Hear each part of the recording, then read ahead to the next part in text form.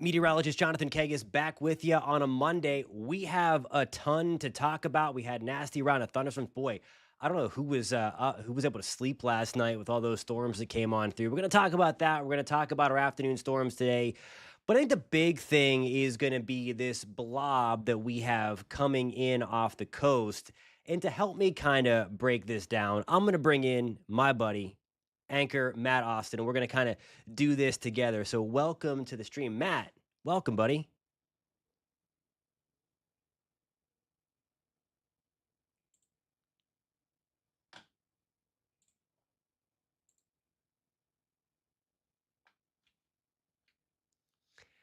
And that's the thing. We'll see what happens with this blob, but I want to show it to you right now. Here it is. It's working its way off of the east coast of Florida. Now, there's a lot of different colors that you see on the map. This flare up of thunderstorms over here, this was from our sea breeze. This was earlier into the afternoon through the early evening. That is now dissipating, pushing out and away from us. It's this guy here that did look a lot healthier earlier into the afternoon. It was kind of flourishing a little bit. And one of the things that we were watching, this is kind of one of those real-time things where we're trying to watch to see how what the trend is on the satellite. It lost a lot of its thunderstorm activity around the center, which is a good thing. We don't want it to develop at all. Regardless, impacts are going to be the same. But nonetheless, it looks a little bit less impressive at this hour. Still, though, development chances did go up from the Hurricane Center's perspective, and I'll show you that in just one second. But it's something we always watch for, of course, this time of the year, Matt.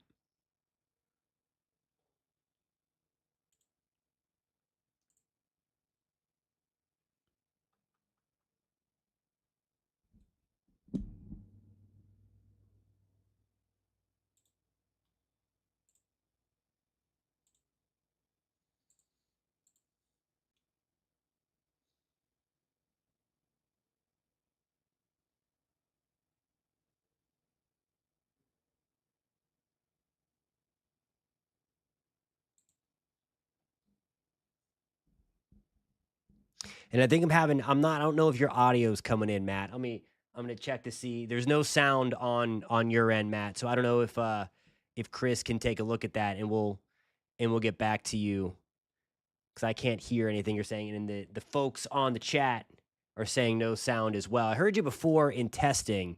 So we'll try to get Matt back for a little bit later on in the show. Sorry, buddy. We'll try to get you back in there. But what we were talking about before, again, is this satellite image. We're watching that little flare up there. It's not much, but this is just kind of for, at this point, a technicality. And by the way, post in the comments where you're tuning in from tonight. If you have any questions, we will break that down for you in the chat. And we will bring those over. So please feel free to ask. Sorry about the audio issues with Matt. We'll try to get him back rolling. But I want to show you the latest modeling, and we're at this stage in the game. You guys know we're in almost to the 0Z balloon launch, or the 8 p.m. balloon launch. And this is going to be significant for a couple of reasons. And I'm going to show you the new models. They might be in by 10 o'clock. They should be in by 11 o'clock, but that's going to be really our first glance of what the hurricane specialized models are suggesting may happen with this thing. And again, I want to stress that for anybody in Florida, that regardless if this becomes a depression before Florida, if this becomes a depression or a tropical storm before Florida, it's not going to change our forecast at all. Okay, so I want to be clear about that. It would just be a technicality in a meteorological deal if it can get organized enough prior to coming ashore in Florida tomorrow. Otherwise, it is going to be the same. So I want to take you further out, and I want to show you the spin with this. So this is going to be 9 o'clock tomorrow morning. I think are we getting some I don't hear fresh him anymore. Anyway, I think he should fresh just go stuff with in? this. Okay. Yeah. Hey, wait. I think I hear Matt. I think I heard Matt. Did we heard Matt for a second? We heard Matt for a second, but now he went away. So we'll keep on trying for Matt. And by the way, live looks tonight brought to you by Daytona Beach on the bottom, and Port Canaveral up top by our friends at WeatherStem. So let's take this forward in time. This is going to be 9 o'clock. Look at that little spin there. See that little curl? That is the model picking up on a weak area of low pressure trying to develop. That's it. Okay. Widespread tropical downpours tomorrow afternoon and a few gusty thunderstorms embedded. That is going to be the case regardless on if we get a depression overnight or a tropical storm. But I want to be clear, it still has work to do, thankfully. And if it does, it's going to be on land, and then its development chances go away anyway until it would get to the other side of the state of Florida. The National Hurricane Center releases their kind of outlook.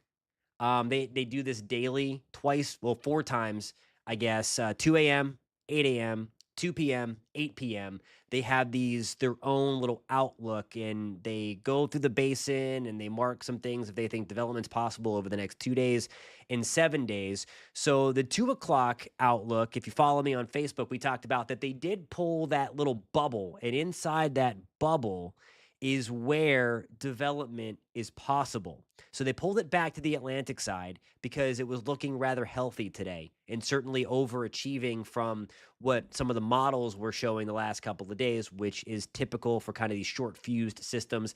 It's hard for the larger scale models to catch on to something like that. At 8 o'clock, they upped the percentage for both the 2 day, that's going to be prior to the Florida side, to 30%, and then the 7 day to 40%. So they nudged it. Again, this is nothing significant for Florida. It's just a technicality that we are watching. It's hurricane season, and for those interested, again, we're keeping that close eye on it. But again, just for we're talking about it, it's off our coast. So I wanted to be just clear about that. We did designate tomorrow, though, a weather alert day because it is going to be a little bit different for you.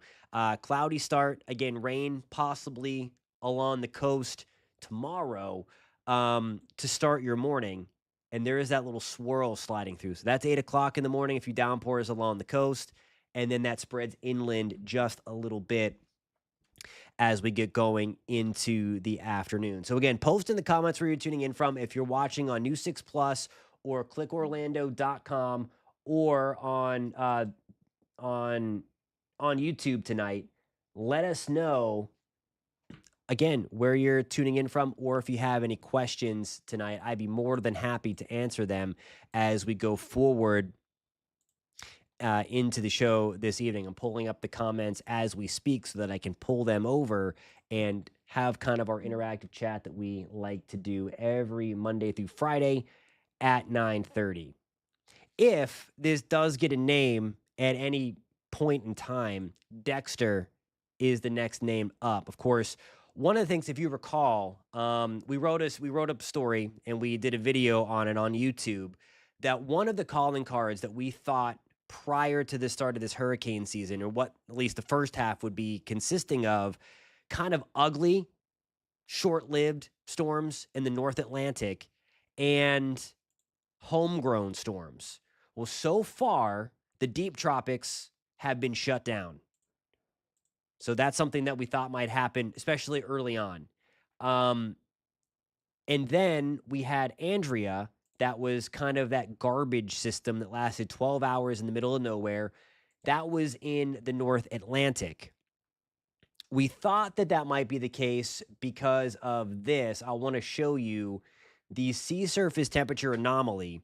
And this was kind of the calling card. At the time, we'll get to the main development region in 1 second, but this is kind of why we thought that. Look at all the red, and this is the anomaly. So this isn't the sea surface temperature. This is the anomaly, the difference in either hot, warmer, or colder than normal. And it's juiced along the North Gulf Coast. There's the Gulf Stream, very, very warm. And then also through the central and the subtropics, the North Atlantic. When you see that, that typically would argue for more action out here and then along the coast. At the time of the forecasts were made, we had some cooler air or cooler water cooler than normal anyway, and certainly cooler than last year in the main development region. That's trying to warm up a little bit. And that's something that we're going to have to watch over the next couple of months as we get into August and September, kind of the meat and potatoes of the hurricane season. Alrighty, guys, I have to get a quick break in. Stick around, though. We're going to talk much more about this pattern and that system. Post your comments in the comment section, and we'll continue this conversation.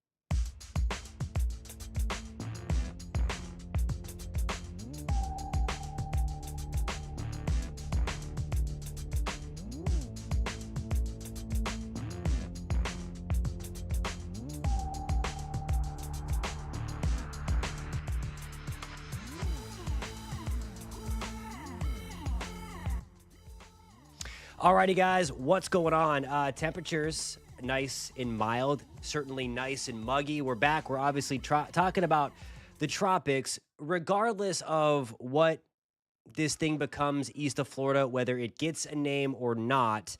It's not going to be significant for us. And I want to show you here. This is kind of a good representation. This is the wind field of what's going on across the country and the world. Really, the wind field, the white lines there represent the wind direction. And you see here that we have this spin.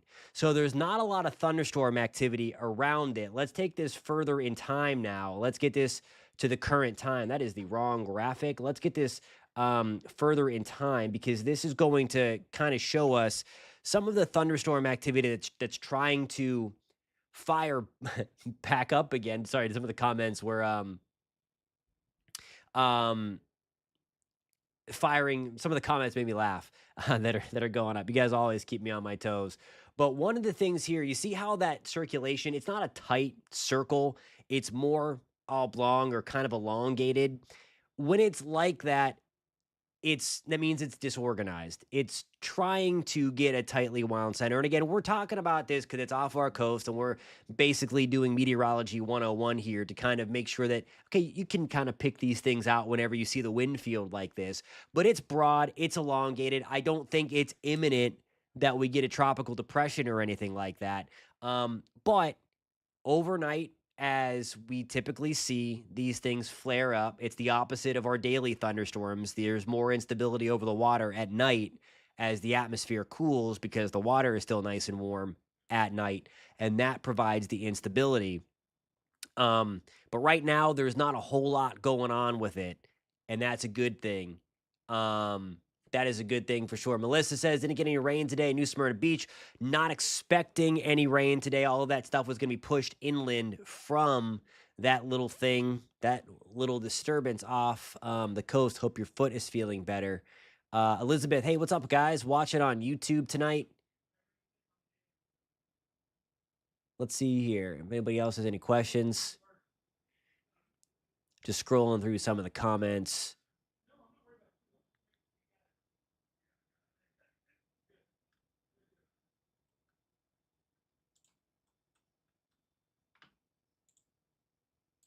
Other than rain, not worried about the system. Richard says, yeah, and there's really nothing to worry about. And if you were watching the earlier shows today, the 435, 536, we have a lot of shows.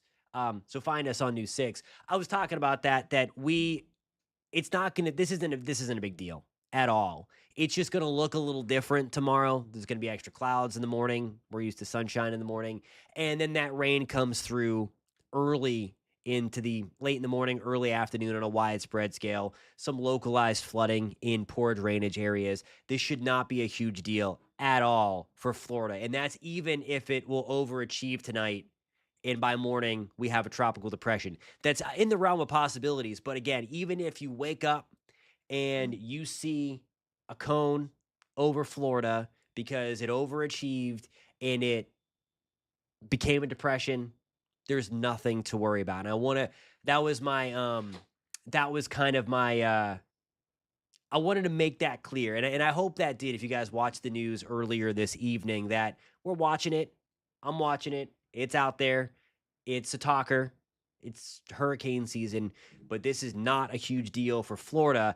It's to be determined down the line. There's some model guidance that wants to get this a little beefy as it moves toward Louisiana, Mississippi, maybe extreme northeast Texas.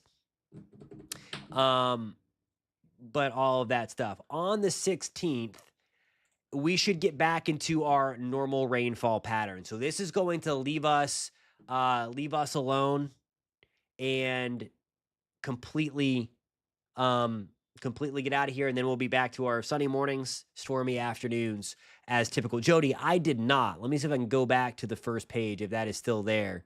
Um oh, sorry, I was down for the count. Nasty virus got me.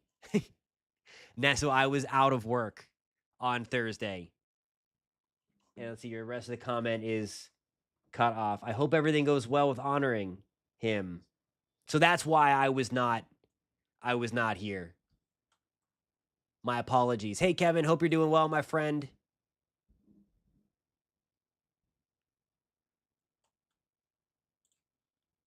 And all that stuff. Yeah, the thunderstorms last night were wild. And that'll bring me to my next thing, and we can touch. I've got about a minute and a half before our next break. But show of hands, post in the comments who heard those thunderstorms last night. Who was up and got hit by those thunderstorms? Those were some of the craziest ones that I have seen and felt in quite some time. Part of that, I mean, there was some nasty wind in some of those storms, but part of it was because of what we call a temperature inversion. So we generate all this warmth at the surface, and once the sun goes down, that warmth then escapes back up into the atmosphere. As it does that, it creates a temperature inversion. So air temperature typically decreases the further and the higher up you go. As that happens, that's where you generate the instability. But we have as that air is going, or the temperature is the air is escaping back up into the atmosphere, as we lose the heating of the day, it creates a lid. So that as that thunder roars, it is now bouncing off of this lid caused by that layer of warmer air about 2,000, 3,000 feet above the ground. And it makes that roar of the thunder that much more. And then those air molecules that are being scattered everywhere from that very, very fast heating of the lightning strike bounce all over the place. And that is why your house will tend to rattle more during a thunderstorm at night, because those air molecules are being displaced and bouncing around all over the place. So it's crazy. It's crazy. So it was nasty. A lot of people got into that. Alrighty, keep posting in the comments. I have to get one more break in, and then we'll have a few more minutes to talk, and then I got to get ready for the 10 o'clock news. Stick around for the 10 o'clock news. That's something new that only we're allowed to know about. It's top secret for a week. And then we'll let everybody know. But since you guys are my friends, I'm letting you in. So stay on News 6 Plus. If you're watching News 6 Plus, the 10 o'clock news is coming up in about 9 minutes. I have to get this break in. I'll see you guys in 3 minutes.